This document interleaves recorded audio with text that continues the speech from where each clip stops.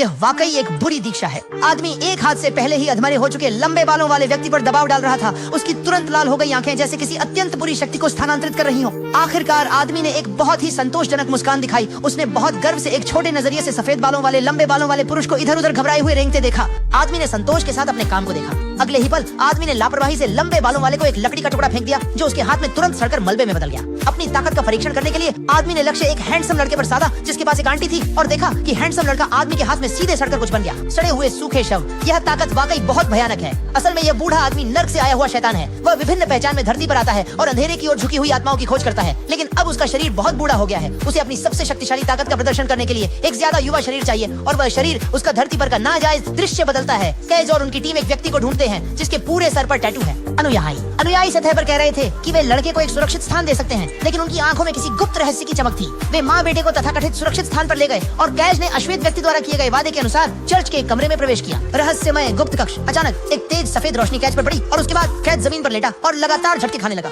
छाऊ छू उसने महसूस किया कि उसके शरीर के अंदर का दानव सवार उस सफेद रोशनी की रहस्यमय शक्ति द्वारा खींचा जा रहा था। काफी दर्दनाक संघर्ष के बाद कैच ने खुशी से पाया कि उसके शरीर में अब वो दानव सवार नहीं है। लेकिन जब वो ये खबर काले आदमी को बताने का इरादा कर रहा था, तभी उसने देखा कि एक बहुत बड़ा रहस्य ये था कि अनुयायियों के कथित सुरक्षित स्थान का मतलब था लड़के के जीवन का अंत करना, क्योंकि केवल इसी तरह से शैतान को रोक सकते हैं। दुनिया को शैतान के अंधकार में डालना। इतने पागल भक्तों को देखकर कैज ने आगे बढ़कर रोकने की कोशिश की, लेकिन अपनी ताकत खो चुका कैज लड़के को बचाने में असमर्थ था। और ठीक जब लड़का जागने वाला था, एक अंधेरे शक्ति ने अचानक फांसी की रस्म को रोक दिया। मूल रूप से ये था कि सडान का राजा लड़के का स्थान खो चुका था। उसने अपनी भयानक शक्ति से पल भर में सभी उपदेशकों को सड़ी गली मम्मी में बदल दिया। भाले ने आखिरकार अपना मिशन पूरा किया और लड़के को उसके मालिक शैतान लॉक के हाथों में सौंप दिया। इसके बाद है इंजेक्शन, और आत्मा की विधि। बूढ़ा शैतान और लड़का एक साथ वेदी के ऊपर घुटनों पर थे, जबकि अनगिनत अंधकार के भक्तों के बीच बूढ़े शैतान की आत्मा धीरे धीरे लड़के की ओर अग्रसर हो रही थी। और तभी अचानक भीड़ के बीच में वो अश्वेत व्यक्ति प्रकट हो गया। केज भी समय पर पहुंचा और एक घूंसा मार बूढ़े शैतान को गिरा दिया, लेकिन तभी बूढ़े शैतान ने हाथ हिलाया और केज जोर से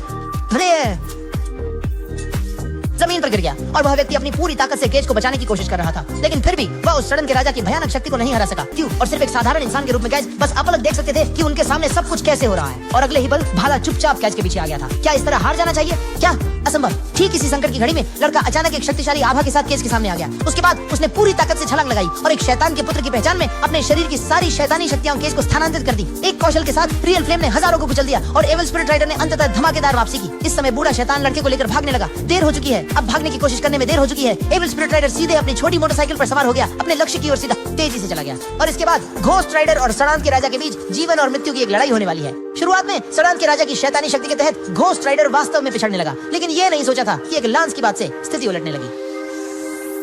बिल्कुल जैसा कि कहा जाता है, खलनायक बहुत बोलते हैं, और इस बात ने बुरी तरह से गुस्सा दिला दिया। उसके बाद उसे मौका मिलते ही उसने फिर से अपने अंतिम हथियार अभियुक्ति की ज्वाला का उपयोग किया।